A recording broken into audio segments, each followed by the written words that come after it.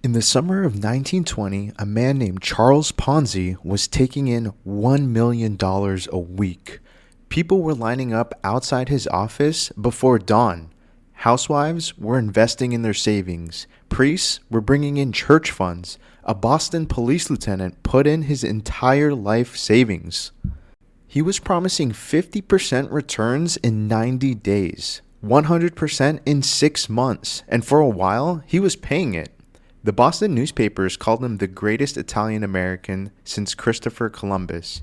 He bought a mansion, he bought a yacht, he bought $27,000 suits, which in 1920 was absolutely obscene. Here's the thing I need you to know before we go any further. The scheme Charles Ponzi ran had been run before, multiple times, by other people in other cities, with the same mechanics, the same payout structure, the same inevitable collapse. He didn't invent it. What he invented, though, was something far more dangerous. I'm Johnny Diggs. Let's dig into this. Before we get to the scheme, I need you to understand what Ponzi was working with when he arrived in America. Because the story of how a man with $2.50 becomes a millionaire in just 17 years is not a success story. It's a map of exactly how desperation and charm intersect, and why that intersection is so dangerous when it finds the right moment. Ponzi arrived in Boston in 1903, speaking almost no English and carrying almost no money. He spent the next decade and a half drifting through jobs, cities, and schemes that never quite worked. He was a waiter. He was a store clerk. He spent 3 years in a Canadian prison for forging a check. He spent 2 years in an Atlanta federal prison for smuggling Italian immigrants across the border. But by 1919, he was back in Boston. 37 years old, broke, working as a low-level trader handling international correspondence. That's when he found the coupon. An international reply coupon, an IRC, was a postal instrument you could buy in one country and redeem for stamps in another. Because of currency fluctuations after World War I, you could buy them cheaply in Europe and actually redeem them at a profit in America. At least in theory, on paper, and for small amounts. The problem, though, which Ponzi either understood and ignored or didn't understand and didn't care about, was that you couldn't actually scale this. The logistics of physically moving enough coupons to generate serious money were impossible. But here's what Ponzi realized. He didn't need the coupons to work. He just needed people to believe they did. The scheme itself is almost offensively simple. I want to walk through the mechanics because the simplicity is the point. And because once you see it, you'll recognize it in places you never even expected to look.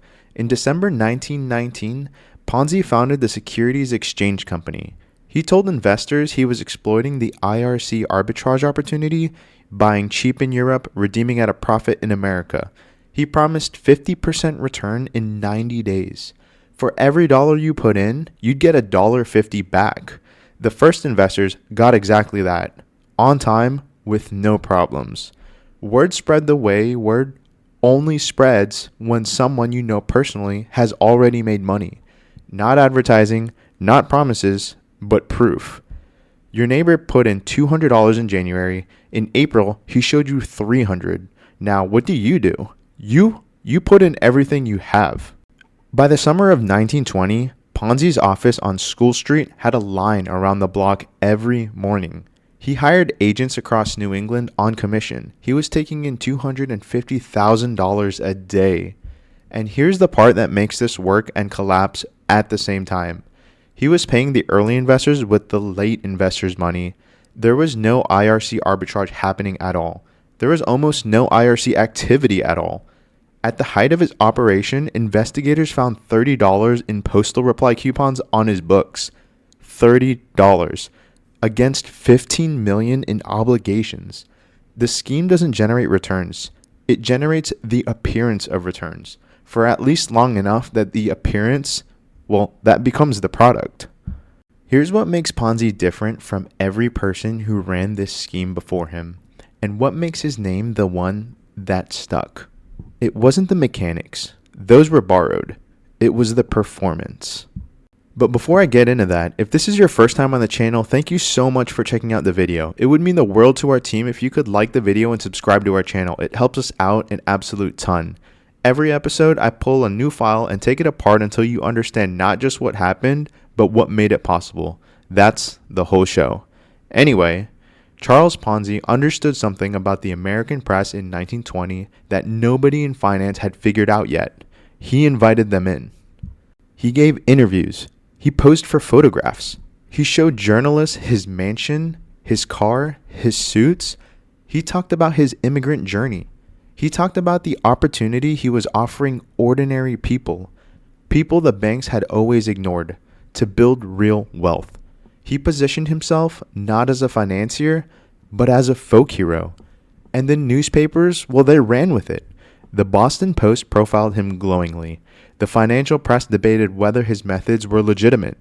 Serious economists wrote serious articles about whether the IRC arbitrage could actually work. He had turned the press into his marketing department. Every skeptical article brought new investors who wanted to prove the skeptics wrong. Every positive article brought 10 more. Now, by July 1920, Charles Ponzi was the most famous man in Boston. The Boston Post, the same paper that had profiled him, eventually hired a financial analyst named Clarence Barron to audit his claims. Barron ran the numbers. To deliver on his outstanding obligations using IRC arbitrage, Ponzi would have needed 160 million international reply coupons in active circulation. The actual number in circulation? Only 27,000. The Post published the findings. There was a bank run on Ponzi's office. Within days, the entire thing was over. He was arrested in August 1920. Now here is the part of this file that gets almost no attention, and it's the part that I think matters most. Because Charles Ponzi did not invent this scheme. Not even close. And understanding why his name is on it anyway tells you something important about how history works. In 1899, 20 years before Ponzi, a man named William Miller ran an identical scheme out of Brooklyn. He called it 520%, promising that the rate of annual return to investors. He raised over $1 million in 9 months. He paid early investors with late investors' money. He collapsed. He went to prison. Now, even before Miller, there were others. The mechanics of paying early investors with later investors' money appear in financial fraud records going back to the 1860s. The scheme is older than Charles Ponzi by decades. So why is it called a Ponzi scheme? Scale, speed, and the press. Ponzi took a local quiet fraud and turned it into a national spectacle. He made it famous. He made himself famous along with it. William Miller went to prison as a footnote. Ponzi went to prison as a legend. What he invented wasn't the scheme. It was the media playbook for running the scheme at a scale that makes it impossible to ignore and impossible to forget. Every time I close a file, I ask the same question. Why did it work? Ponzi's case is interesting because the mechanics were borrowed and the math was obviously impossible. A Boston financial journalist proved it was impossible while the scheme was still running. People kept investing anyway, though. Social proof. The most powerful thing Ponzi had wasn't his office or his suits. It was the neighbor who already got paid. Real money, real return, in hand. You can't argue with that. The celebrity effect. Once the newspapers made him famous, his fame became its own kind of credibility. Famous people don't run street cons. The visibility felt like safety. But the third one is what I find most troubling. Math blindness. Most people, most intelligent, capable, functional people, do not instinctively run the numbers when someone they trust hands them a return. They check the face of the person, they check their reputation, they check whether other people are doing it. They do not sit down and calculate whether 27,000 postal coupons can actually generate $15 million in returns. Ponzi didn't exploit stupidity. He exploited the way human beings actually process risk through relationships and social signals, not spreadsheets. And that's why, 100 years later, the scheme still bears his name, but not because he invented it, because he ran it in a way that made sure we'd never forget it. Ponzi understood one thing above everything else. If enough people believe something is real, the belief itself becomes the product. Now here's where it gets interesting. He figured that out all the way back in 1920. But there was a man who figured out the same principle 80 years earlier and built an entire entertainment empire on it. He didn't promise returns, he promised wonder. He didn't take your savings, he took your ticket price. And he understood something Ponzi never quite grasped. If you let people in on the joke, if you make them complicit in the illusion, they'll defend it for you. His name was P.T. Barnum, and the movie they made about him is its own kind of con. Guys, I'm Johnny Diggs. Let's keep digging.